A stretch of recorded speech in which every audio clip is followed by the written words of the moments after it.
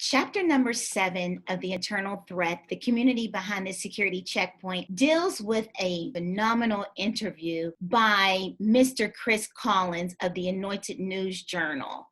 This interview uncovered the internal threat when it comes time for Homeland Security and the Transportation Security Administration. This interview dealt with me, who is Dr. Stacey Tyler, and my journey when it comes time for the internal threat from the beginning stages on how I came into the airline industry and what the internal threat is all about now. The miscommunication of TSA policies down to the frontline employee, preventing drugs, weapons, contrabands, and prohibited items passing through security checkpoints and or access points. And I went through a timeline as far as how these infractions are coming about and what is Dr. Stacey Tyler's all about.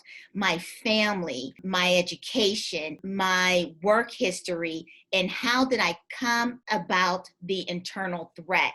Again, this is not behavioral. This is uncharted territory because there's no one else out there who's doing this work. Mr. Chris Collins' article, we dealt with the legislative body of work. Now, I had the opportunity to create a legislative policy in November of 2019, and I was presented that opportunity to Congressman Donald Norcross' office to mandate the internal threat to implement into airports nationwide here in the United States.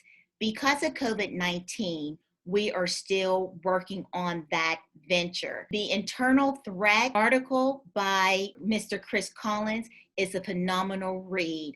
Please check out his journal online, the Anointed News Journal, and stay tuned for more information about the legislative policy body of work that is going down to Washington, D.C. to mandate that training. Enjoy Chapter 7.